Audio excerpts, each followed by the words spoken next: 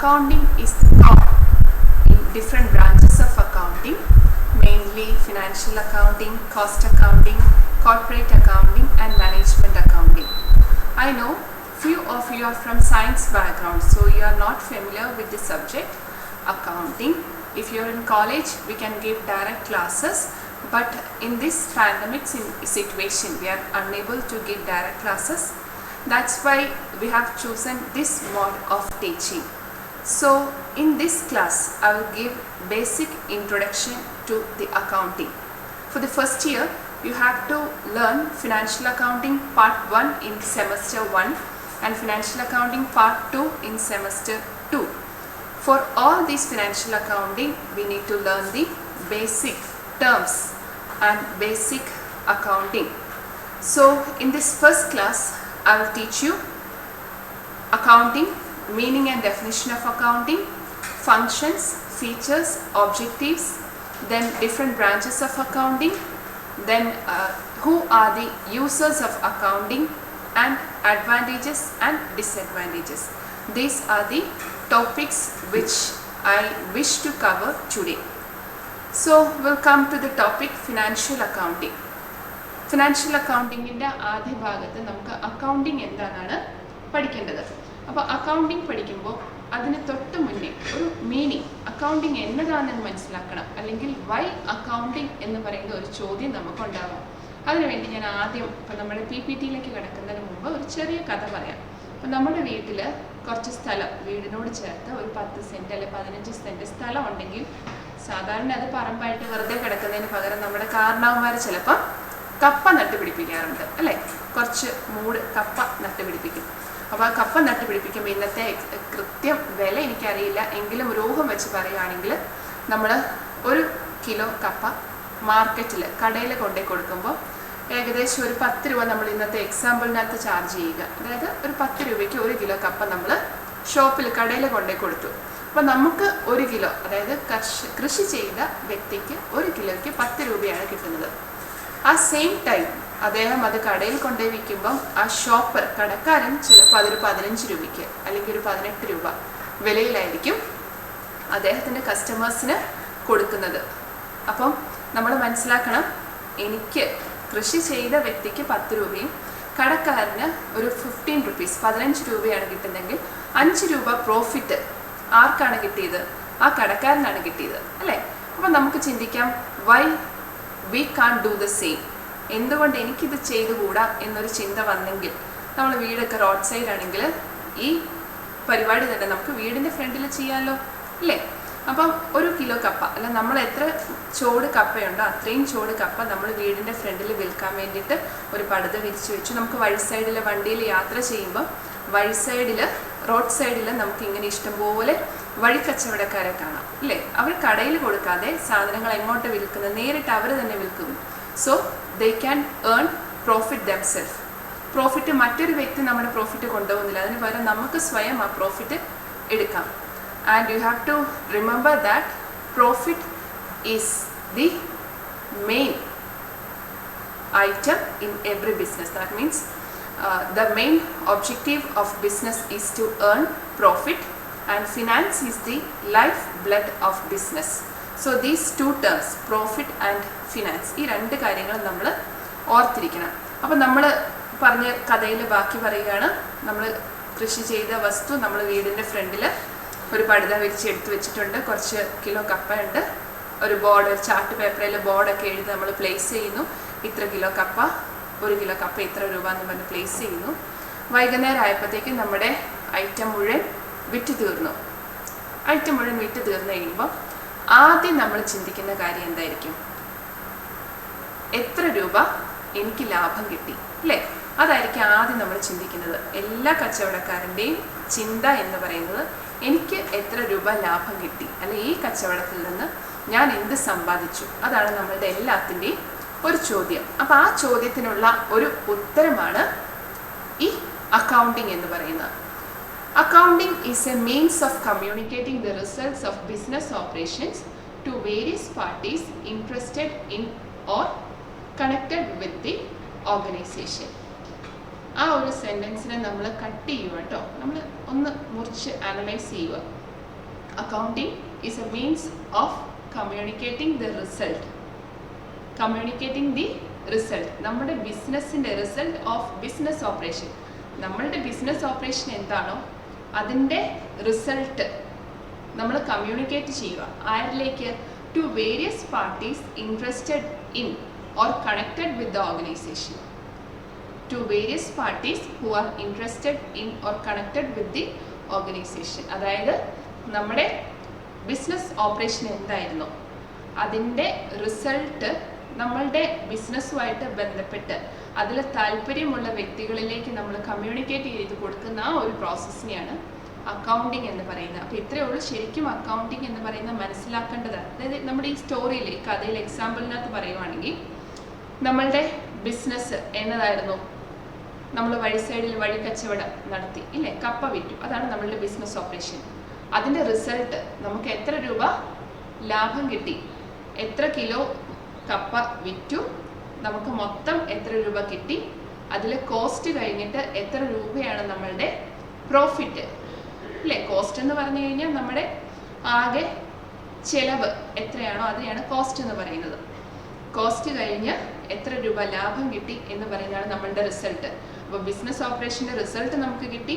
ആ റിസൾട്ട് നമ്മൾ to various parties, ഇപ്പം ഞാൻ വീട്ടിൽ അല്ലെങ്കിൽ നിങ്ങൾ വീടിൻ്റെ വാതിക്കൽ ഇങ്ങനെ ഒരു വഴി കച്ചവടം നടത്തുവാണെങ്കിൽ അതിൻ്റെ റിസൾട്ട് അറിയാൻ ഏറ്റവും കൂടുതൽ താല്പര്യമുള്ളത് ആരായിരിക്കും? നിങ്ങളുടെ പേരൻസ്, നിങ്ങളുടെ മാതാപിതാക്കൾ ചോദിക്കും എന്ത് കിട്ടി ഇന്നത്തെ ദിവസത്തിൽ, അല്ലെങ്കിൽ സഹോദരങ്ങൾ, ഫ്രണ്ട്സ്, ഇങ്ങനെയുള്ളവർ ചോദിക്കും. അപ്പോൾ ആ വേരിയസ് പാർട്ടീസ് അവർക്ക് നമ്മൾ ഇതിൻ്റെ റിസൾട്ട് കമ്മ്യൂണിക്കേറ്റ് ചെയ്യുക. അതായത് ഇത്ര രൂപ കോസ്റ്റ് ആയിരുന്നു, ഇത്ര രൂപ പ്രോഫിറ്റ് കിട്ടി, ഇതാണ് എൻ്റെ ലാഭം എന്നത് നിങ്ങളുടെ ഇൻട്രസ്റ്റഡ് പാർട്ടീസ് ആരാണോ അവർക്ക് കമ്മ്യൂണിക്കേറ്റ് ചെയ്ത് കൊടുക്കുന്ന ആ ഒരു പ്രോസസ്സാണ് അക്കൗണ്ടിങ് എന്ന് പറയുന്നത്. ഇനി അതിനെ സിസ്റ്റമാറ്റിക്കലി നമ്മൾ ചെയ്യുക. സാധാരണ രീതിയിൽ ചെയ്തു വെക്കാം, എഴുതി വെക്കാം, നമുക്ക് പറഞ്ഞു കൊടുക്കാം, ചെറിയ കാൽക്കുലേഷനൊക്കെ നടത്താം. പക്ഷേ അതിനെ ഒരു സിസ്റ്റമാറ്റിക് വേ നമ്മൾ യൂസ് ചെയ്യുന്നതിനെയാണ് double entry system of accounting എന്ന് പറയുന്നത്. It is the process of systematic recording and analysis of business transactions, preparation, interpretation of accounts and statements required for the ascertainment of trading results and financial position of the organization. In this picture, you can see a person. His name is Luca Pacioli. He is an Italian mathematician. എന്തിനാ Italian മാത്തമാറ്റീഷ്യൻ്റെ ഒരു picture ഇവിടെ കാണിച്ചിരിക്കുന്നത്? ഞാൻ പറഞ്ഞു അദ്ദേഹത്തിൻ്റെ പേര് Luca Pacioli എന്നാണ്. The modern system of accounting, that is double entry system of accounting, owes its origin to Luca Pacioli. അതായത് നമ്മുടെ ലൂക്ക പാസിയോളി എന്ന് പറയുന്ന ഈ ഇറ്റാലിയൻ മാത്തമാറ്റീഷ്യൻ ആണ്. അദ്ദേഹം ഒരു സന്യാസി കൂടിയാണ് കേട്ടോ. ഇറ്റാലിയൻ മാത്തമാറ്റീഷ്യനാണ് നമ്മളുടെ സിസ്റ്റം ഓഫ് അക്കൗണ്ടിങ്, അതായത് double entry system of accounting ആദ്യമായിട്ട് ഡെവലപ്പ് ചെയ്ത്. In the year 1494 he published A book on double entry system of accounting. Double entry നേരത്തെ നമ്മൾ പഠിച്ചുകൊണ്ടിരുന്നത്, ആൾക്കാർ ചെയ്തുകൊണ്ടിരുന്നത് single entry system of accounting. അതായത് നമ്മൾ വെറുതെ ഒന്ന് കാൽക്കുലേറ്റ് ചെയ്ത് നോക്കുന്നതിൻ്റെ സിസ്റ്റമാറ്റിക് വേയിലേക്ക് കിടക്കുന്നുണ്ടായിരുന്നില്ല. പക്ഷെ സിസ്റ്റമാറ്റിക് ആയിട്ട് അക്കൗണ്ടിങ് എന്താണ്, അതിൻ്റെ double entry system of accounting എന്നതാണ് ലോകത്തിന് പറഞ്ഞു കൊടുത്ത് മനസ്സിലാക്കി കൊടുത്ത വ്യക്തിയാണ് ഈ ലൂക്ക പാസിയോളി. ആ പേരെല്ലാവരും ഓർത്തിരിക്കുക. And so he's called the father of accounting. അദ്ദേഹത്തിനെ നമ്മൾ ഫാദർ ഓഫ് അക്കൗണ്ടിങ്. ഇപ്പോൾ നമ്മൾ ബേസിക് അക്കൗണ്ടിങ് ആണ് പഠിക്കുന്നത്. So we need to learn who is the father of accounting. This eminent person is the father of accounting, Luca Pacioli. Then definition. Accounting is the art of recording, classifying and summarizing in a significant manner and in terms of money, transactions and events which are at least of financial character and interpreting the results thereof. ഇതാണ് നമ്മളുടെ അക്കൗണ്ടിങ്ങിൻ്റെ definition. American institute of certified public accounts ആണ് നമ്മളുടെ ഈ അക്കൗണ്ടിങ്ങിൻ്റെ definition പറഞ്ഞിരിക്കുന്നത്. ഒരുവിധം എല്ലാവരും കാണാതെ അല്ലെ അർത്ഥം മനസ്സിലാക്കി പഠിച്ചിരിക്കേണ്ട ഒരു ഡെഫിനിഷനാണ് അക്കൗണ്ടിങ്. +1 +2 കൊമേഴ്സ് ബാക്ക്ഗ്രൗണ്ടിൽ നിന്ന് വന്നവർക്ക് ഇതൊരുവിധം അറിയാമായിരിക്കും. ഈ ഡെഫിനിഷനെയാണ് നമ്മൾ കട്ട് ചെയ്ത് ഫീച്ചേഴ്സ് ആയിട്ട് നെക്സ്റ്റ് പേജിൽ പറയുന്നത്.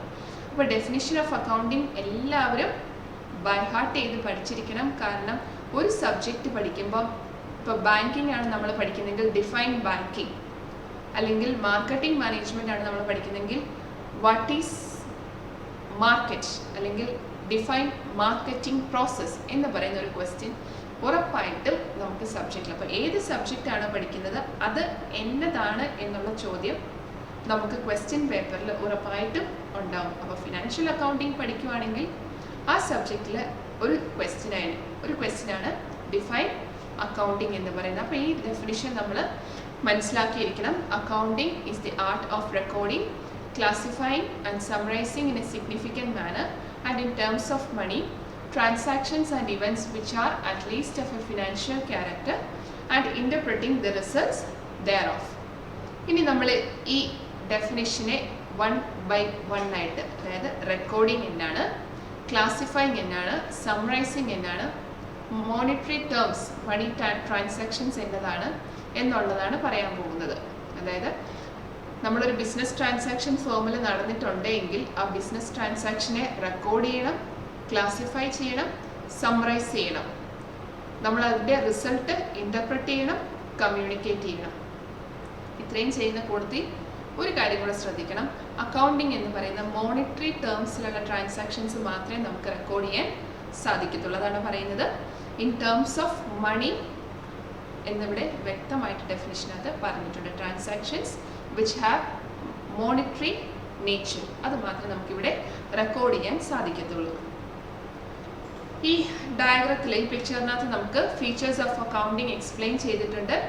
Recording, classifying, summarising, analysing, interpreting and communicating. These 6 are the features of accounting: recording, classifying, summarizing, analyzing, interpreting, and finally communicating. And we'll discuss each and every feature individually. First one is recording. We all know what is recording. We need to record the business transactions every day, and recording is the process of entering business transactions in the books of accounts. Do you know what is business transaction? എന്നതാ ഒരു business transaction എന്ന് പറഞ്ഞു കഴിഞ്ഞാൽ? ഒരു business transaction എന്ന് പറഞ്ഞു കഴിഞ്ഞാൽ നമ്മുടെ ഒരു കടയിൽ നമ്മുടെ ബിസിനസ് എന്താണോ ആ ബിസിനസ് സ്ഥാപനത്തിൽ ഏത് ഇടപാട്, പൈസയുടെ മൂല്യത്തിലുള്ള ഏത് ഇടപാട് നടന്നാലും അതെല്ലാം ബിസിനസ് ട്രാൻസാക്ഷനാണ്.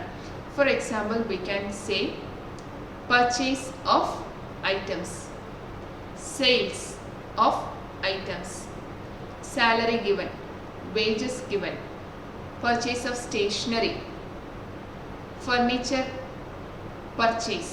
ഇതെല്ലാം ബിസിനസ് ട്രാൻസാക്ഷൻ ആണ്. അതായത് ഒരു ദിവസം രാവിലെ 9 മണിക്ക് നമ്മൾ കട തുറക്കുവാണെങ്കിൽ കട തുറന്ന് വൈകിട്ട് ഒരു 7 മണിയോട് കൂടി കട അടയ്ക്കാം അല്ലേ? ആ കട അടയ്ക്കുന്ന ഈ 9 മണിക്ക് കട തുറന്ന് വൈകിട്ട് 7 മണിക്ക് നമ്മുടെ ഷോപ്പ്, ബിസിനസ് എന്താണോ, ഒരു ഷോപ്പിൻ്റെ എക്സാമ്പിൾ ആണെങ്കിൽ ഷോപ്പ് ക്ലോസ് ചെയ്യുന്നതിന് മുന്നേ ആ കടയിൽ എത്ര ഇടപാടുകൾ നടന്നിട്ടുണ്ടോ അതിനെല്ലാം നമ്മൾ ബിസിനസ് ട്രാൻസാക്ഷൻ എന്നാണ് പറയുന്നത്. അപ്പോൾ ഈ ട്രാൻസാക്ഷൻസ് എല്ലാം നമുക്കറിയാം, നമ്മളുടെ ഹ്യൂമൻ മെമ്മറി എന്ന് പറയുന്നത് വളരെ പരിമിതമാണ് അല്ലേ? ഒരു ദിവസത്തെ ട്രാൻസാക്ഷൻ നമ്മൾ അപ്പം റെക്കോർഡ് ചെയ്യാതെ വൈകുന്നേരം 7 മണിയാകുമ്പോൾ കട അടച്ചിട്ട് റെക്കോർഡ് ചെയ്യാമെന്ന് പറഞ്ഞ് ബുക്കും പേന എടുത്ത് ഇങ്ങനെ ഇരുന്ന് കഴിഞ്ഞാൽ നമുക്ക് ഒരിക്കലും അത് റെക്കോർഡ് ചെയ്യാൻ പറ്റത്തില്ല. കുറച്ചൊക്കെ കിട്ടുമായിരിക്കും, but not exactly. So we need to record every transactions in a chronological order.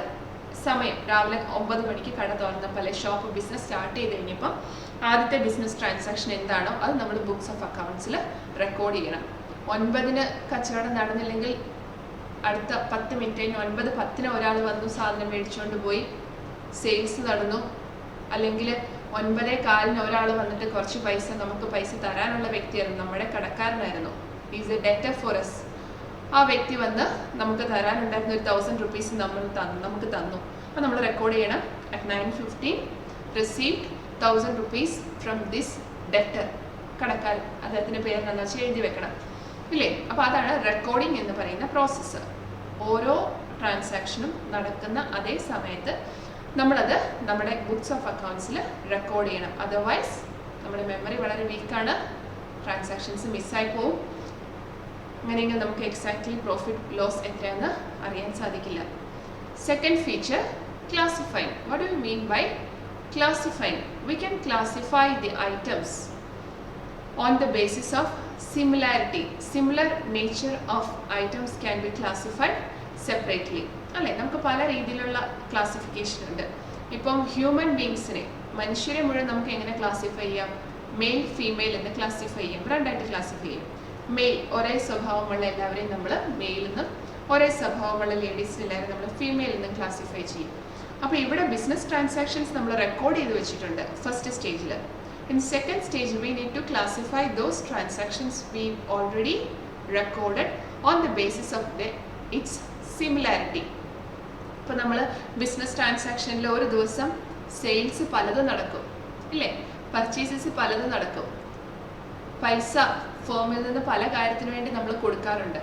പല രീതിയിൽ പൈസ നമുക്ക് ക്യാഷ് ഫേമിലോട്ട് വരാനുണ്ട്. അപ്പോൾ ഒരേ സ്വഭാവമുള്ള സെയിൽസ് എല്ലാം ഒരുമിച്ച് വെക്കുന്നു, എഴുതി വെക്കുന്നു. പർച്ചേസസ് എല്ലാം ഒരുമിച്ച് എഴുതി വെക്കുന്നു, ക്ലാസിഫൈ ചെയ്യുന്നു. അതുപോലെ സാലറി എല്ലാം കൂടെ വേജസ് വൈകുന്നേരം 3, 4 അല്ലെങ്കിൽ 5, 6 ജോലിക്കാർ ഡെയിലി വേജസിന് വരുന്നുണ്ട്, അവർ പോയി. അപ്പോൾ ആ വേജസ് എല്ലാവർക്കും കൂടെ കൊടുത്തത് നമ്മൾ ഒരു ഹെഡിൽ വെക്കുന്നു. അപ്പോൾ ക്ലാസിഫൈ ചെയ്യാന്ന് പറഞ്ഞാൽ ബിസിനസ് ട്രാൻസാക്ഷൻസിനെ നമ്മൾ അതിൻ്റെ സിമിലാരിറ്റി സ്വഭാവം അനുസരിച്ച് ഒരേ സ്വഭാവമുള്ളതിനെ പലതായിട്ട് ക്ലാസിഫൈ ചെയ്യുന്നു. അങ്ങനെ ക്ലാസിഫൈ ചെയ്യുന്ന ഒരു ബുക്ക് നമുക്ക് അക്കൗണ്ട്സിലുണ്ട്. And those book is known as ledger. Classification is the grouping of recorded data on the basis of common characteristics. The book containing classified information is known as ledger. Ledger book of accounts. നമുക്ക് അതിൻ്റെ problem അത് എങ്ങനെയാണ് ledger maintain ചെയ്യേണ്ടതെന്നുള്ളത് പഠിക്കാം. Summarising. ഇനി എന്നതാ, record ചെയ്തു, നമ്മൾ ഒരേ സ്വഭാവമുള്ളതിനെ ക്ലാസിഫൈ ചെയ്തു. Then we need to summarizing. Summarizing is the preparation and presentation of classified data in a manner suitable to internal and external users of accounting information. There are various users who wish or eagerly waiting for the accounting results. They are mainly external and internal users. Who are external and internal users we will discuss in this chapter, in this class itself. It involves the preparation of income statement showing the profit or loss and position statement showing the assets and liabilities of the organization.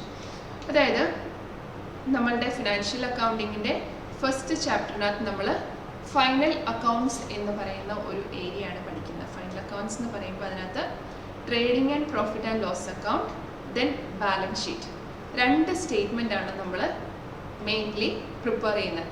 2 statement എന്ന് പറയുന്നത് first statement income സ്റ്റേറ്റ്മെൻറ്റും second statement position സ്റ്റേറ്റ്മെൻറ്റുമാണ്. ഈ income സ്റ്റേറ്റ്മെൻറ്റിൻ്റെ result at the end of the preparation of income statement we will get a result whether the firm have profit or loss. The main purpose of income statement is to get the result of profit or loss. Then position statement. Position statement gives the exact position, exact financial position of the business. Balance sheet എന്ന് പറയുന്ന position statement നമ്മൾ prepare ചെയ്യുമ്പോൾ നമുക്ക് കിട്ടും ഒരു result കിട്ടും.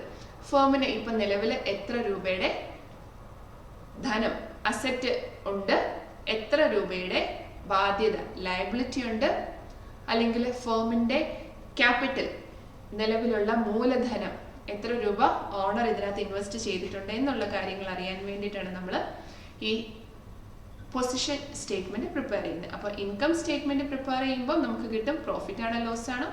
Position statement prepare ചെയ്യുമ്പോൾ നമുക്ക് മനസ്സിലാക്കാം അസറ്റ്സ് ആൻഡ് ലയബിലിറ്റീസ് അല്ലെങ്കിൽ the present situation of the firm. അപ്പം ഫസ്റ്റ് ഫീച്ചർ റെക്കോർഡിംഗ് ആയിരുന്നു, നമ്മൾ ബിസിനസ് ട്രാൻസാക്ഷൻ റെക്കോർഡ് ചെയ്തു. സെക്കൻഡ് ഫീച്ചർ ക്ലാസിഫൈങ്, അതായത് ഒരേ സ്വഭാവമുള്ളതിനെ നമ്മൾ ക്ലാസിഫൈ ചെയ്തു. തേർഡ്, ഇങ്ങനെ ക്ലാസിഫൈ ചെയ്തതിനെ നമ്മൾ സമ്മറൈസ് ചെയ്തു, അതായത് പല സ്റ്റേറ്റ്മെൻ്റ് ആക്കി നമ്മൾ വെച്ചു. അടുത്തത് ഫോർത്ത് ഫീച്ചർ എന്ന് പറയുന്നത് analysing. Analysing is concerned with the establishment of relationship between the various items of income statement and position statement. Its purpose is to identify the financial strength and weakness of the enterprise. Analyze ചെയ്യാന്ന് പറഞ്ഞാൽ എന്താ, നമുക്കൊരു വ്യക്തിയെ കണ്ട, പുതിയതായിട്ട് ആദ്യമായിട്ടൊരു വ്യക്തിയെ കണ്ട നമ്മൾ എങ്ങനെ അനലൈസ് ചെയ്യുന്നത്? സംസാരത്തിലൂടെ നമുക്ക് അനലൈസ് ചെയ്യാം.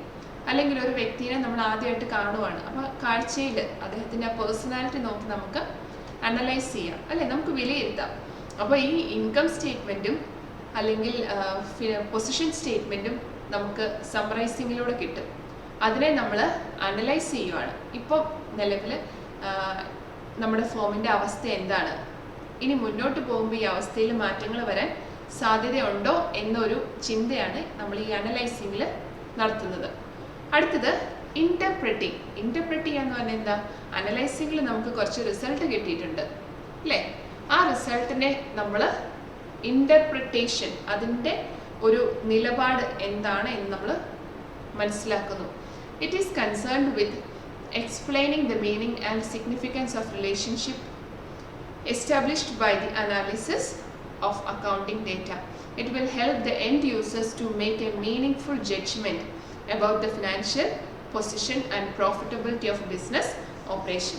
അപ്പോൾ ഈ ഇൻ്റർപ്രിട്ടേഷനിലൂടെ നമ്മളുടെ കുറച്ച് എൻഡ് യൂസേഴ്സ് ഉണ്ട്, അതായത് ബിസിനസ്സിൻ്റെ റിസൾട്ട് കാത്തിരിക്കുന്ന കുറച്ച് യൂസേഴ്സ് ഉണ്ട്. അവർക്ക് മീനിങ് ഫുൾ ആയിട്ടുള്ള ജഡ്ജ്മെൻറ്റ്, ഡിസിഷൻസ് എടുക്കാൻ വേണ്ടിയിട്ടാണ് നമ്മൾ ഈ ഇൻ്റർപ്രിട്ടേഷൻ അല്ലെങ്കിൽ ഈ അക്കൗണ്ടിങ് കൊണ്ട് നമ്മൾ ഉദ്ദേശിക്കുന്നത്. അക്കൗണ്ടിങ്ങിൻ്റെ ഒരു ഫീച്ചറാണ് ഇൻ്റർപ്രിറ്റിംഗ്. അപ്പോൾ ഇൻ്റർപ്രിട്ടേഷൻ എന്ന് പറഞ്ഞാൽ പുതിയ പുതിയ തീരുമാനങ്ങൾ, ജഡ്ജ്മെൻറ്റ്, ഡിസിഷൻസ് എടുക്കുന്നതിനെയാണ് ഇൻ്റർപ്രിറ്റിംഗ് എന്ന് പറയുന്നത്. ഡിസിഷൻസ് എടുക്കാൻ വേണ്ടിയിട്ട് ഇൻ്റർപ്രിട്ടേഷൻ്റെ ആവശ്യം എന്താ, പുതിയ ജഡ്ജ്മെൻറ്റ് നടത്തണം. And the users, the external and internal users make this judgement on the basis of accounting results. അടുത്ത പോയിന്റ്, ലാസ്റ്റ് ഫീച്ചറാണ് കമ്മ്യൂണിക്കേറ്റിംഗ്. ഈ end users, external and internal യൂസേഴ്സിന് നമ്മളുടെ ഫേമിൻ്റെ റിസൾട്ട് കമ്മ്യൂണിക്കേറ്റ് ചെയ്ത് കൊടുക്കണം, അല്ലേ. നമ്മുടെ റിസൾട്ട് കമ്മ്യൂണിക്കേറ്റ് ചെയ്യാന്ന് പറഞ്ഞു കഴിഞ്ഞാൽ transmission of summarised, analysed and interpreted information to the users for decision making. നമ്മൾ റെക്കോർഡ് ചെയ്തു, ക്ലാസിഫൈ ചെയ്തു, സമ്മറൈസ് ചെയ്തു, അനലൈസ് ചെയ്തു ആൻഡ് ഇൻ്റർപ്രിറ്റും ചെയ്തു. ഈ ഇൻ്റർപ്രിറ്റഡ് റിസൾട്ട് നമ്മൾ കമ്മ്യൂണിക്കേറ്റ് ചെയ്യുക to the users for decision making. പല രീതിയിലുള്ള ഡിസിഷൻ എടുക്കാൻ വേണ്ടിയിട്ട് നമ്മൾ പലർക്കും ഇത് കമ്മ്യൂണിക്കേറ്റ് ചെയ്ത് കൊടുക്കുക.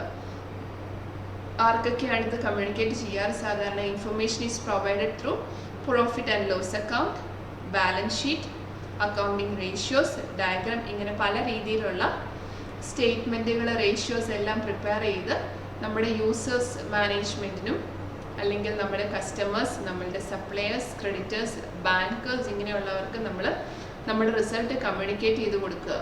അപ്പോൾ അവർക്ക്, ആ വ്യക്തികൾക്ക്, യൂസേഴ്സിന് നല്ല നല്ല പുതിയ പുതിയ ഡിസിഷൻസ് എടുക്കാൻ പറ്റും. അവർക്ക് എന്താ ഡിസിഷൻ എടുക്കേണ്ടത്?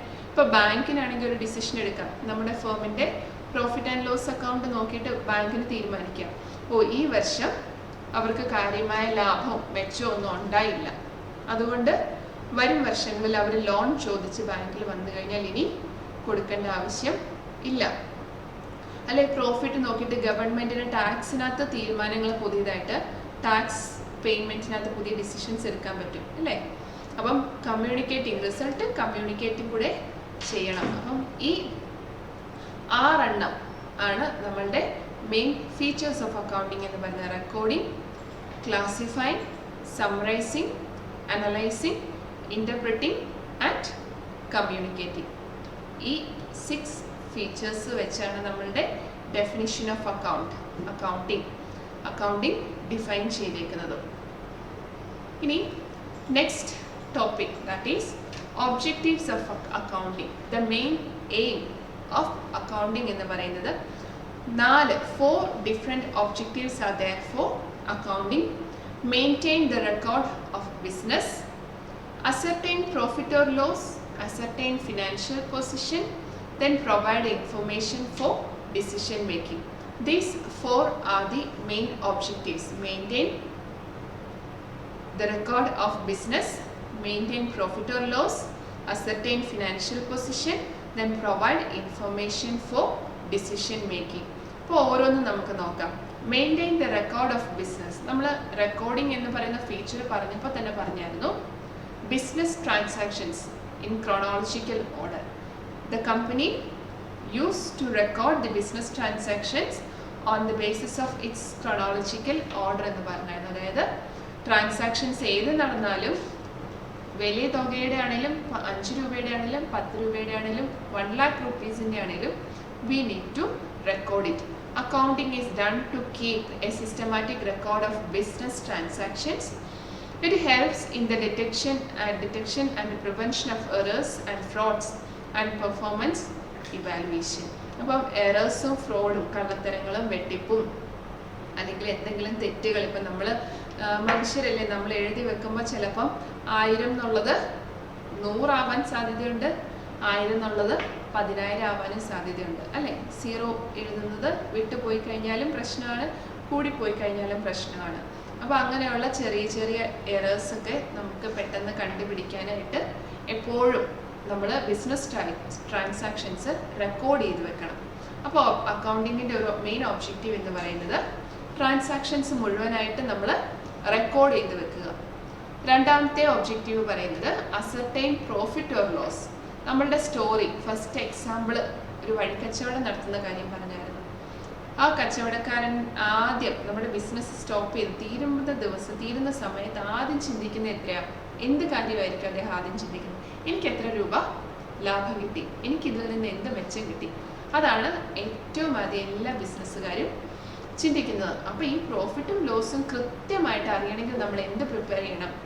അക്കൗണ്ടിങ് റെക്കോർഡ് ചെയ്തിരിക്കണം. ബിസിനസ് ട്രാൻസാക്ഷൻസ് റെക്കോർഡ് ചെയ്ത് അക്കൗണ്ടിങ് ചെയ്തെങ്കിൽ മാത്രമേ നമുക്ക് ഈ പ്രോഫിറ്റും ലോസും അസർട്ടൈൻ ചെയ്യാൻ സാധിക്കുള്ളൂ. അതാണ് പറയുന്നത്, accounting helps in ascertaining whether the business concerned has earned profit or loss in its operation. This is done through the preparation of profit and loss account at the end of a period. നമ്മുടെ business വർഷം തീരുന്ന സമയത്ത് നമ്മുടെ കച്ചവടക്കാരൻ ഒരു profit and loss account prepare ചെയ്യും. അതായത് income statement prepare ചെയ്യും. ആ ഇൻകം സ്റ്റേറ്റ്മെൻറ്റിൻ്റെ അവസാനം നമുക്ക് ഒരു റിസൾട്ട് കിട്ടും. പ്രോഫിറ്റ് ആണോ ലോസ് ആണോ എന്നുള്ളൊരു റിസൾട്ട് നമുക്ക് അവൈലബിൾ ആവും. അത് അക്കൗണ്ടിങ്ങിൻ്റെ മറ്റൊരു ഒബ്ജക്റ്റീവാണ് ascertain profit or loss. And the third objective is ascertain financial position.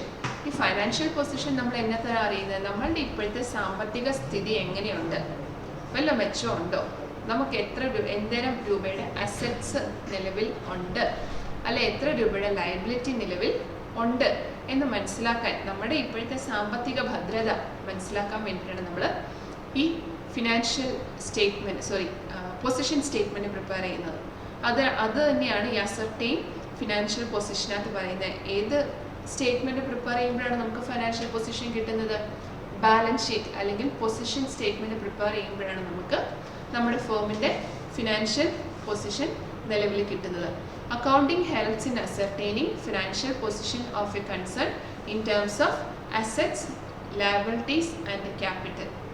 Assets, liabilities and capital, ഈ 3 ടേമും എന്നതാണെന്നും അതും ഈ പൊസിഷൻ സ്റ്റേറ്റ്മെൻറ്റും തമ്മിലുള്ള റിലേഷൻ എന്നതാണെന്നും നമുക്ക് അടുത്ത ക്ലാസ്സിൽ പറയാം. ഓർത്തിരുന്നോളുക, അസറ്റ്സ്, ലയബിലിറ്റീസ് ആൻഡ് ക്യാപിറ്റൽ. അടുത്തതായിട്ടുള്ള objective, the fourth objective of this accounting is provide information for decision makers. The persons who are eagerly waiting for the business result are known as users of accounting, mainly debtors, creditors, owners, employees, suppliers, bankers and government. These are the persons who are associated with our business operation. നമ്മുടെ business ഓപ്പറേഷനെ ചുറ്റുവട്ടത്ത് ഉള്ള വ്യക്തികളാണ് ഈ പറയുന്നവരെല്ലാവരും. അപ്പോൾ അവരെല്ലാവരും നമ്മുടെ ബിസിനസ്സിൻ്റെ result എത്രയെന്ന് കാത്തിരിക്കും ഇല്ലേ. നമ്മളുടെ രാവിലത്തെ ആദ്യത്തെ എക്സാമ്പിളിനകത്ത് പറഞ്ഞായിരുന്നു, നമ്മളുടെ ബിസിനസ് എന്നതായി എന്ത് റിസൾട്ട് കിട്ടി എന്ന് മനസ്സിലാക്കാനും ആഗ്രഹത്തോടെ കാത്തിരിക്കുന്ന കുറച്ച് പേരാണെന്ന് പറഞ്ഞായിരുന്നു. നമ്മളുടെ പേരൻസ് ഉണ്ട്, ഫ്രണ്ട്സ് ഉണ്ട്, നമ്മുടെ സഹോദരങ്ങളുണ്ട് അല്ലേ? അപ്പോൾ ഇവരൊക്കെ നമ്മളുടെ എക്സ്റ്റേണൽ യൂസേഴ്സാണ്. അപ്പോൾ അവരെല്ലാവരും ഒരു ഡിസിഷൻ എടുക്കാനായിട്ട് ഇനി ഇതുപോലെ കച്ചവടം നടത്തണോ, അല്ലെങ്കിൽ ഇന്നത്തോടെ ഇതെല്ലാം ക്ലോസ് ചെയ്യണോ, ഇതെല്ലാം ഡിസിഷൻ എടുക്കുന്നത് നമ്മളുടെ അന്നത്തെ അക്കൗണ്ടിങ് അല്ലെ അന്നത്തെ പ്രോസസ്സ് എന്താണോ അതിൻ്റെ ലാഭം നഷ്ടം മനസ്സിലാക്കിയിട്ടാണ്. അപ്പം ഒരു വ്യക്തമായ തീരുമാനം ഡിസിഷൻ എടുക്കാൻ വേണ്ടിയിട്ടും അക്കൗണ്ടിങ് നമ്മളെ സഹായിക്കുന്നുണ്ട് അല്ലേ?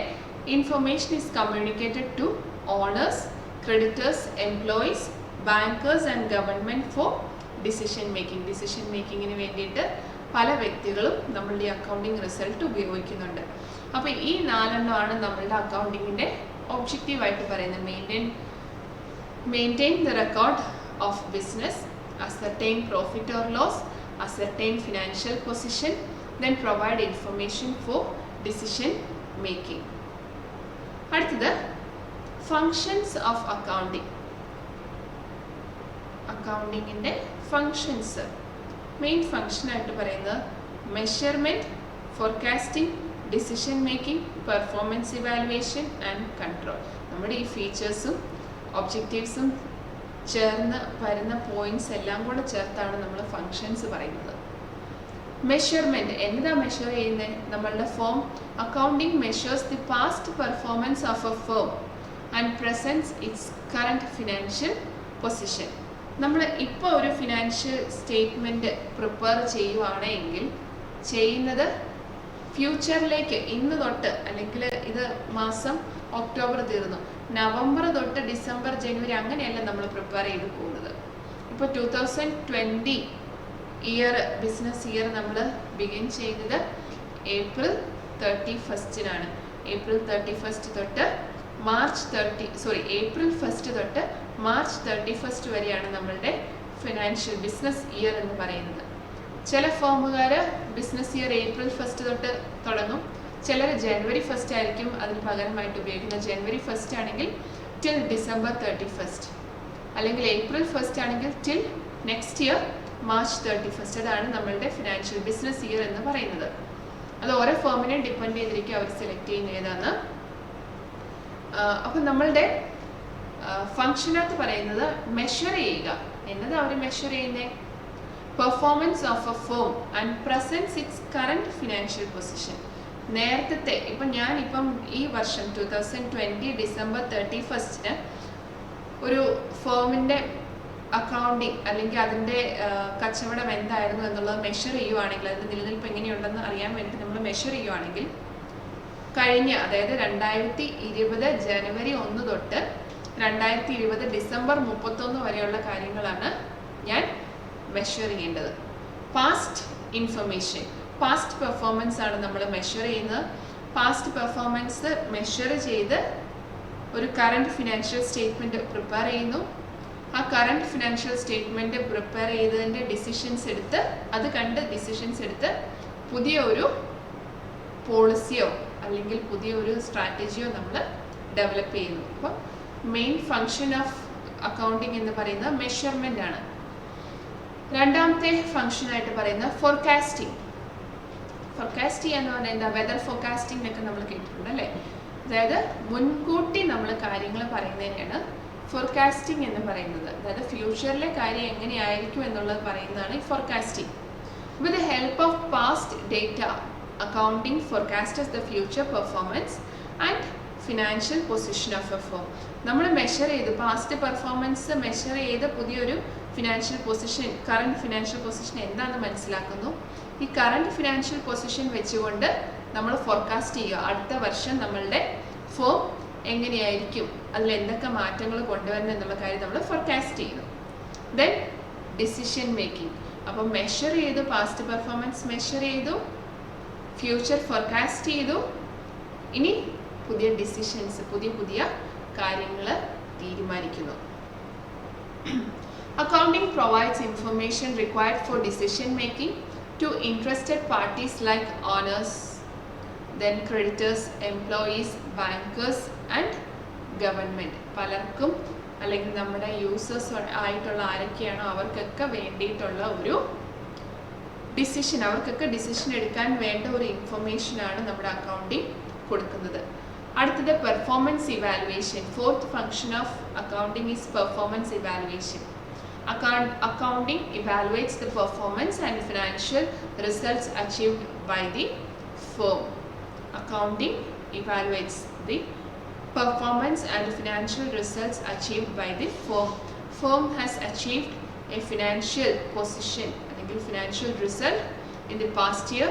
അത് അച്ചീവ് ചെയ്തിട്ടുണ്ട്, നമ്മളത് മെഷർ ചെയ്ത് വെച്ചിട്ടുണ്ട്.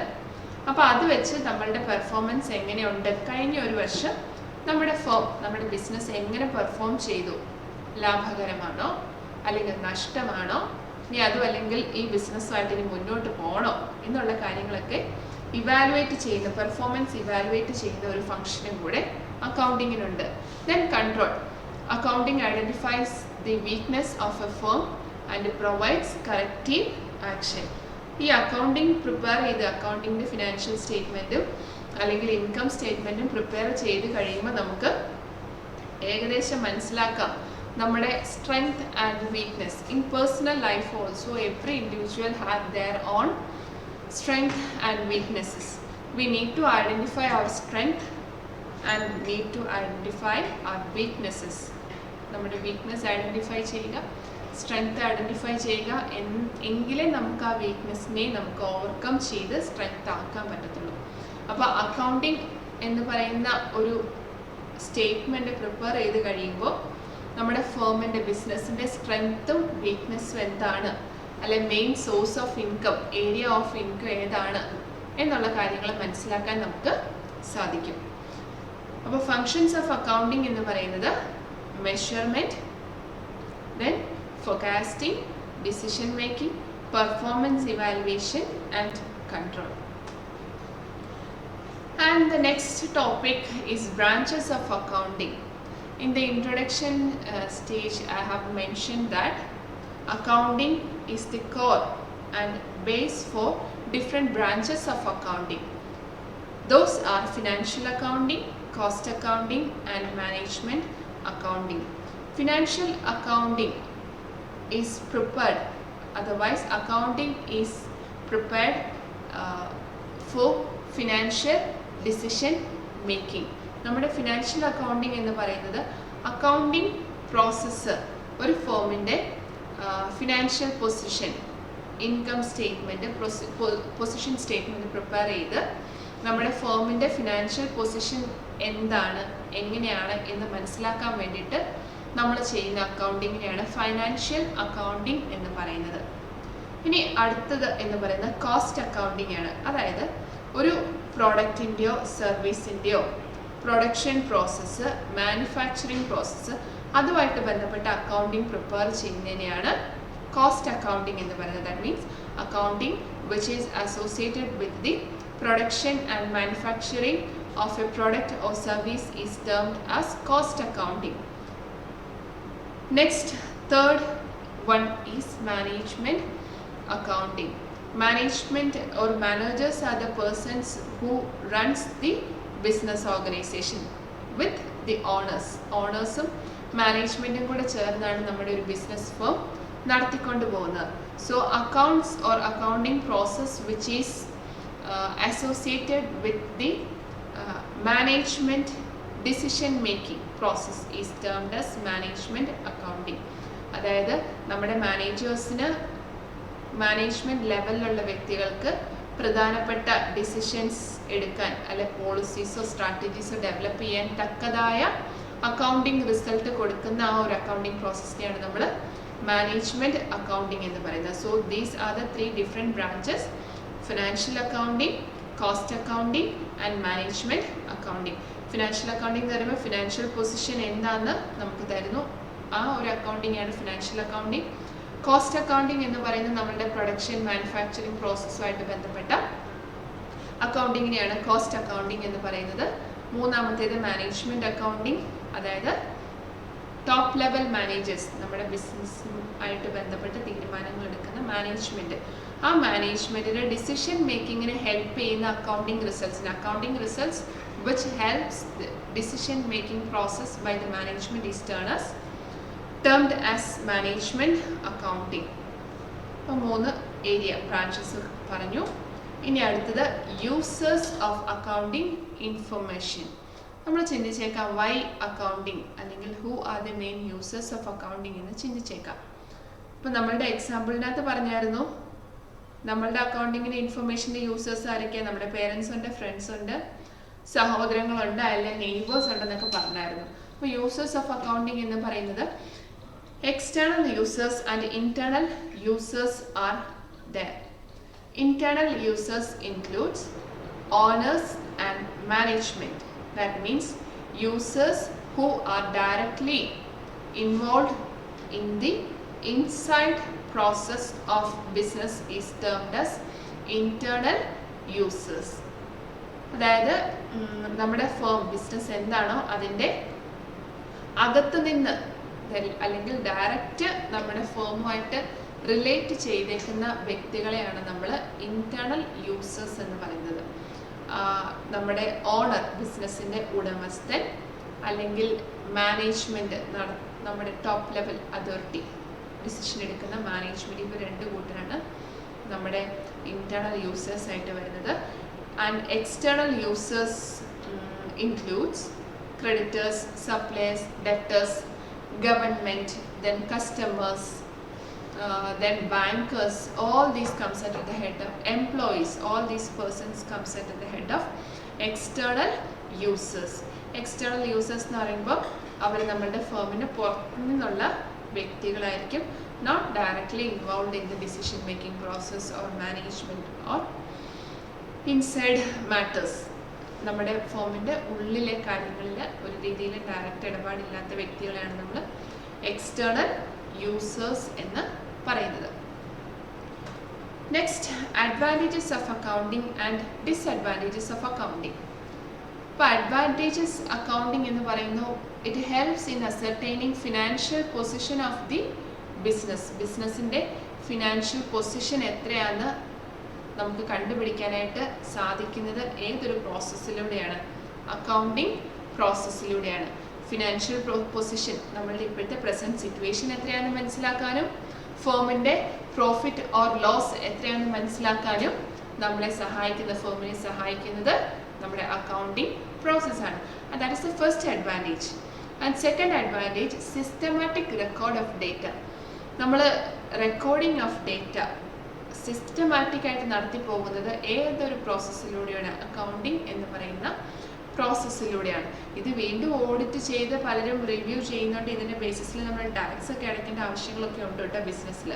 അപ്പോൾ സിസ്റ്റമാറ്റിക് റെക്കോർഡിംഗ് ഓഫ് ഡേറ്റ, വെറുതെ പൈസ കിട്ടി അല്ല പൈസ കൊടുത്തു, ഇന്നയാൾ കച്ചവടം നടത്തി സാധനം മേടിച്ചുകൊണ്ട് പോയി, അങ്ങനെ റെക്കോർഡ് ചെയ്ത് വെക്കാതെ അല്ലെങ്കിൽ നമ്മൾ കുറിച്ച് വെക്കാതെ ഒരു സിസ്റ്റമാറ്റിക് റെക്കോർഡിംഗ് ഓഫ് ഡേറ്റ വന്നത് ഈ അക്കൗണ്ടിങ് പ്രോസസ്സിലൂടെ ആണ്. So that is the second advantage of accounting. Third advantage ആയിട്ട് പറയുന്നത്, provides quantitative information. Example, expenses incurred, revenue earned. നമ്മളുടെ ക്വാണ്ടിറ്റേറ്റീവ് ഇൻഫർമേഷൻ, അതായത് ഇപ്പം നമുക്ക് കൃത്യമായിട്ട് പറയാം ഈ മാസം എത്ര രൂപ സാലറിക്ക് വേണ്ടിയിട്ട് മാത്രം കമ്പനി ചിലവാക്കി, അല്ലെങ്കിൽ പർച്ചേസ്, സ്റ്റേഷനറി ആയിട്ടുള്ള പല വക പർച്ചേസിന് വേണ്ടി മാത്രം എത്ര രൂപ നമ്മൾ ഈ വർഷം ചിലവാക്കി. ഇനി അതും അല്ലെങ്കിൽ പറയാം എത്ര രൂപയുടെ സ്റ്റോക്ക് നമ്മൾ ഈ വർഷം നമ്മളുടെ സപ്ലയേഴ്സിൽ നിന്ന് എടുത്തിട്ടുണ്ട്. ഇതെല്ലാം കൃത്യമായ കണക്കുകൾ, ഏകദേശം ഒരു 1,00,000 രൂപയുടെ അങ്ങനെയല്ല, അത് കൃത്യ ഫിഗേഴ്സ് 1,25,376 അങ്ങനെ കൃത്യം തുക നമുക്കറിയണമെങ്കിൽ ഏത് പ്രോസസ്സ് തന്നെ വേണം? അക്കൗണ്ടിങ് പ്രോസസ്സ് തന്നെ നമുക്ക് വേണം. So it provides quantitative exact information. Then acts as an information system. എല്ലാ വ്യക്തികൾക്കും നമ്മൾ റിസൾട്ട് കമ്മ്യൂണിക്കേറ്റ് ചെയ്യുന്നുണ്ടെന്ന് പറഞ്ഞു. അപ്പം ആ വ്യക്തികൾക്ക് നമ്മളുടെ ഫേമിനെ പറ്റി അറിയാനായിട്ട് സഹായിക്കുന്ന ഒരു സോഴ്സ് എന്ന് പറയുന്നത് ഈ അക്കൗണ്ടിങ് വഴി നമ്മൾ പ്രിപ്പയർ ചെയ്യുന്ന റേഷ്യോസും ഗ്രാഫ്സും ഡയഗ്രാംസും പിക്ചേഴ്സും ഒക്കെയാണ്. അപ്പോൾ accounting acts as an information system എന്ന് പറയുന്നത് വളരെ ശരിയല്ലേ? നമ്മളുടെ കമ്പനിയുടെ വിവരങ്ങൾ എല്ലാം അറിയാനായിട്ട് നമുക്ക് അക്കൗണ്ടിങ് ഉപയോഗിക്കാം. And finally it helps in decision making process. നമ്മുടെ മാനേജ്മെൻറ്റും അല്ലെങ്കിൽ എക്സ്റ്റേണൽ ഇൻറ്റേർണൽ യൂസേഴ്സ് എല്ലാവരും പുതിയ പുതിയ തീരുമാനങ്ങൾ, ഗവൺമെൻറ്റും ബാങ്കും ക്രെഡിറ്റേഴ്സും ഇവരെല്ലാവരും പുതിയ പുതിയ തീരുമാനങ്ങൾ എടുക്കുന്നത് എണ്ണത്തിൻ്റെ ബേസിസിലാണ്. നമ്മളുടെ ഈ അക്കൗണ്ടിങ് റിസൾട്ട് കണ്ടിട്ടാണ് പുതിയ ഡിസിഷൻസ് എടുക്കുന്നത്. അപ്പം definitely accounting process helps in decision making process also. അപ്പോൾ ഇത്രയുമാണ് നമ്മുടെ അഡ്വാൻറ്റേജസ് ഓഫ് അക്കൗണ്ടിങ് എന്ന് പറയുന്നത്. ഇനി ഡിസ്അഡ്വാൻറ്റേജസ് ഓഫ് അക്കൗണ്ടിങ്, അതായത് നോൺ മോണിറ്ററി. നമ്മുടെ അക്കൗണ്ടിങ് എന്ന് പറയുന്നത് ഗുണങ്ങൾ ഒത്തിരി ഉണ്ട്. ഗുണങ്ങൾ മാത്രമാണ് കൂടുതലായിട്ട് നമ്മൾ ഹൈലൈറ്റ് ചെയ്യുന്നത്. ലോകവ്യാപകമായിട്ട് എല്ലായിടത്തും എല്ലാ രാജ്യങ്ങളിലും അക്കൗണ്ടിങ് നിലവിലുണ്ട്. അക്കൗണ്ടന്റ് എന്ന് പറയുന്ന ഒരു ജോലി എല്ലാ രീതിയിലും എല്ലാ രാജ്യത്തും നമുക്ക് ഒത്തിരി ഒത്തിരി അവസരങ്ങൾ, ജോബ് ഓപ്പർച്യൂണിറ്റീസ് ഒത്തിരി തരുന്ന ഒരു ഏരിയയാണ് ഈ അക്കൗണ്ടന്റ് എന്ന് പറയുന്നത്. അപ്പം അഡ്വാൻറ്റേജസ് ആണ് കൂടുതൽ നമ്മൾ ഹൈലൈറ്റ് ചെയ്യുന്നത്. എങ്കിലും when we are learning the subject entirely, we need to learn few disadvantages also. നമ്മൾ അറിഞ്ഞിരിക്കണം അക്കൗണ്ടിങ്ങിൻ്റെ ഡിസ്അഡ്വാൻറ്റേജസ് എന്തൊക്കെയാണ്. ഡിസ്അഡ്വാൻറ്റേജ് ആയിട്ട് ഫസ്റ്റ് വൺ പറയുന്നത് non monetary dealings cannot be recorded. നമ്മൾ പറഞ്ഞായിരുന്നു മോണിറ്ററി ടേംസിലുള്ള ട്രാൻസാക്ഷൻസ് മാത്രമേ നമ്മൾ അക്കൗണ്ടിങ്ങിൽ റെക്കോർഡ് ചെയ്യത്തുള്ളൂ. നമ്മുടെ ഡെഫിനിഷൻ ഓഫ് അക്കൗണ്ടിങ്ങിനകത്ത് തന്നെ പറഞ്ഞായിരുന്നു നമ്മൾ ഇൻ ടേംസ് ഓഫ് മണി എന്ന് പറയുന്ന ഒരു സെൻറ്റൻസ് പറഞ്ഞായിരുന്നു. അല്ലെ ഫിനാൻഷ്യൽ ക്യാരക്ടറിലുള്ള ഐറ്റംസ് മാത്രമേ നമ്മൾ അക്കൗണ്ടിങ്ങിൽ റെക്കോർഡ് ചെയ്യുന്നുള്ളൂ. അപ്പോൾ അതാണ് ഒരു ഡിസ്അഡ്വാൻറ്റേജ്. ഇപ്പോൾ എക്സാമ്പിൾ പറയുകയാണെങ്കിൽ മാനേജീരിയൽ സ്കിൽ, ഒരു വ്യക്തിക്ക് എത്രമാത്രം സ്കില്ലുണ്ട്. നമ്മളുടെ ജോലിക്കാരെല്ലാം നമ്മളുടെ അസറ്റാണ്, ഹ്യൂമൻ റിസോഴ്സ്. അപ്പം ആ വ്യക്തി ഒരു മാനേജർ, രണ്ട് മാനേജേഴ്സ് ഉണ്ട്. ഇതിനകത്ത് ഏത് വ്യക്തിയാണ് കൂടുതലായിട്ട് ടാലൻറ്റഡ് ആയിട്ടുള്ള വ്യക്തി, അല്ലെങ്കിൽ നല്ല രീതിയിൽ പെർഫോം ചെയ്യുന്ന ആരാണ്, ഇതൊന്നും നമുക്ക് അക്കൗണ്ടിങ്ങിൽ റെക്കോർഡ് ചെയ്യാൻ പറ്റത്തില്ല. കാരണം those items are not in monetary terms. ഇപ്പോൾ മാനേജറിയൽ സ്കിൽ അല്ലെങ്കിൽ സർവീസ് ഓഫ് എക്സ്പോർട്ട് ഇതൊന്നും നമുക്ക് റെക്കോർഡ് ചെയ്യാനായിട്ട് മോണിറ്ററി ടേംസിൽ റെക്കോർഡ് ചെയ്യാൻ സാധിക്കത്തില്ല. സെക്കൻഡ് ഡിസ്അഡ്വാൻറ്റേജ് ആയിട്ട് പറയുന്നത് accounting is a postmortem survey. Postmortem എന്ന് പറഞ്ഞാൽ എന്താ? നടന്നു കഴിഞ്ഞിട്ട്, അതായത് ഒരു പേഴ്സൻ്റെ ഡെത്ത് സംഭവിച്ചതിന് ശേഷമാണ് നമ്മൾ പോസ്റ്റ്മോർട്ടം, അല്ലേ, അതിൻ്റെ ആ reason for death find out ചെയ്യാൻ വേണ്ടിയിട്ടാണ് നമ്മൾ പോസ്റ്റ്മോർട്ടം നടത്തുന്നത്. അപ്പോൾ ഈ അക്കൗണ്ടിങ് പ്രോസസ്സ് എന്ന് പറയുന്നത് അങ്ങനെയാണ്. നമുക്ക് ഒരു കാര്യം, ബിസിനസ് ട്രാൻസാക്ഷൻ റെക്കോർഡ് ചെയ്തത് എപ്പോഴാണ്? അത് നടന്നതിന് ശേഷം, സംഭവം നടന്നു കഴിഞ്ഞാണ് നമുക്കത് റെക്കോർഡ് ചെയ്യാൻ പറ്റത്തുള്ളൂ. ഇപ്പോൾ ഞാൻ ഒരു അസറ്റ്, എനിക്കൊരു കടയുണ്ട്, എക്സാമ്പിൾ, എനിക്കൊരു ഷോപ്പുണ്ട്. ആ ഷോപ്പിൽ എനിക്കൊരു ടേബിൾ ആവശ്യമുണ്ട്, ഒരു ടേബിൾ ആവശ്യമുണ്ട്. അപ്പോൾ ആ ടേബിൾ പർച്ചേസ് ചെയ്യാൻ പോവുകയാണ് എന്നും പറഞ്ഞ് എനിക്ക് business ട്രാൻസാക്ഷനിൽ going to purchase a table for business purpose എന്ന് പറഞ്ഞ വർത്ത് ₹10,000 എനിക്കങ്ങനെ എഴുതി വെക്കാൻ സാധിക്കത്തില്ല. എനിക്ക് എപ്പോഴേ അത് എഴുതി വെക്കാൻ സാധിക്കത്തുള്ളൂ?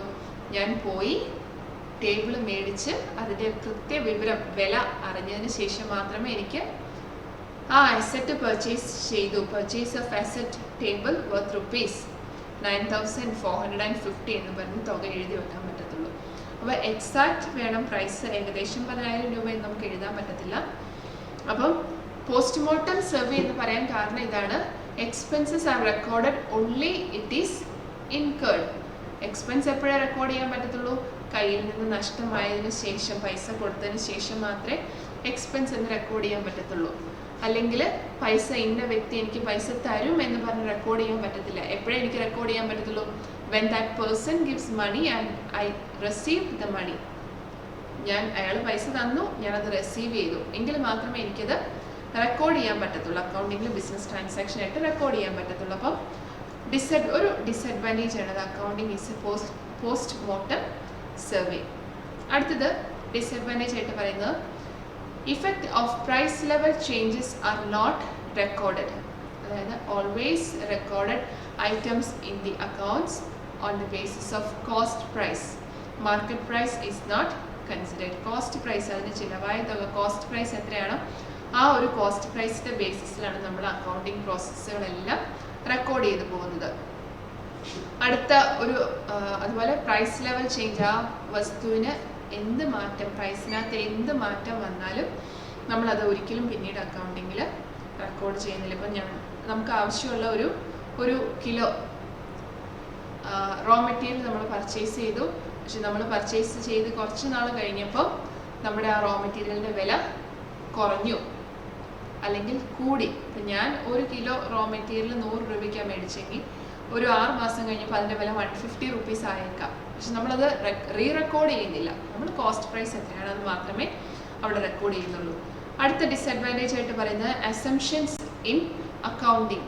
ഈ അക്കൗണ്ടിങ് പ്രോസസ്സ് ഇപ്പം basic accounting, in this basic accounting itself we need to learn certain principles and conventions of accounting that will discuss in the next class. അക്കൗണ്ടിങ്ങിൻ്റെ പ്രിൻസിപ്പിൾസ് ആൻഡ് കൺവെൻഷൻസ് എന്ന് പറഞ്ഞൊരു ഏരിയ നമുക്ക് പഠിക്കാനുണ്ട്. നെക്സ്റ്റ് ക്ലാസ്സിൽ അത് പറയും. അസംഷനായിട്ട് പറയുന്ന dual aspect concept, going concern concept എന്നൊക്കെ പറഞ്ഞ കുറച്ച് അസംഷൻ ഉണ്ട്. ആ അസംഷൻസിൻ്റെ ബേസിസിൽ മാത്രമാണ് നമ്മളുടെ അക്കൗണ്ടിങ് പ്രോസസ്സ് മുന്നോട്ട് പോകുന്നത്. And that is A disadvantage. Fifth disadvantage ആയിട്ട് പറയുന്നത് difference in principles and methods followed. അതായത് നമുക്ക് പല രീതിയിലുള്ള മെത്തേഡ്സ് ഉണ്ട്, പല രീതിയിലുള്ള പ്രിൻസിപ്പിൾസ് ഉണ്ട്.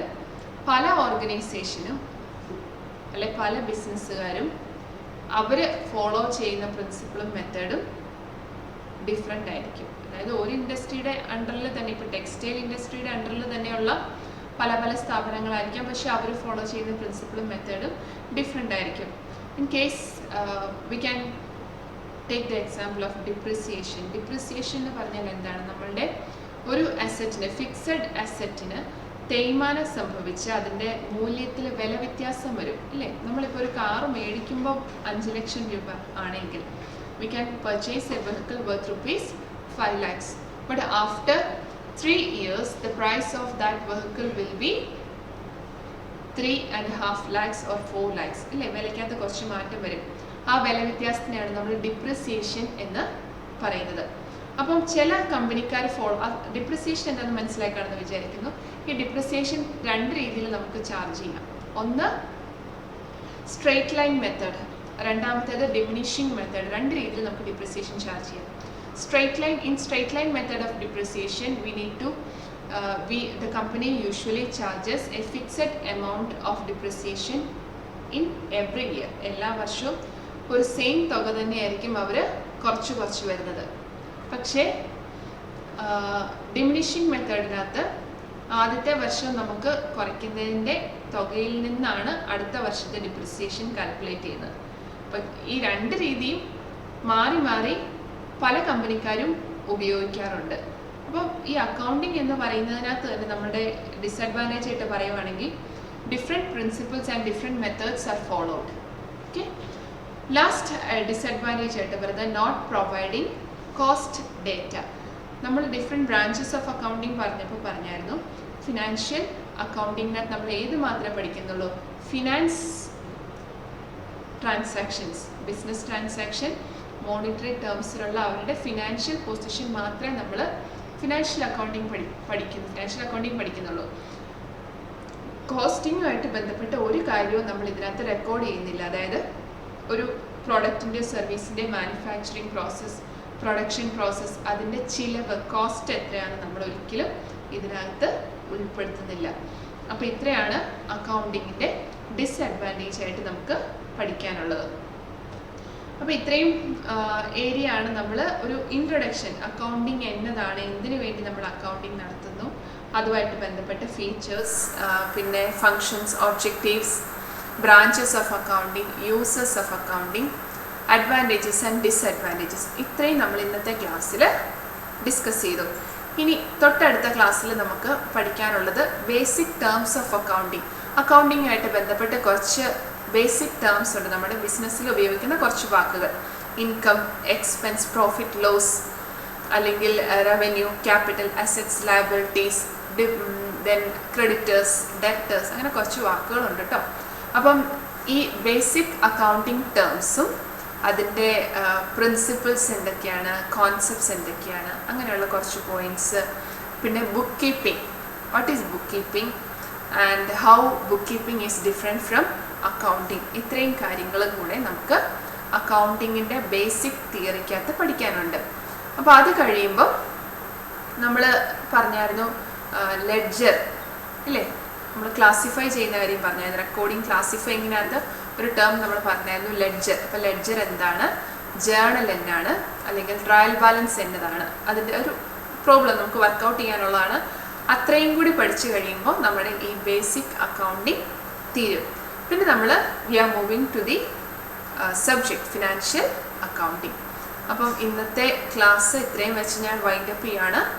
Will discuss the next area, next topic in the next class. Thank you.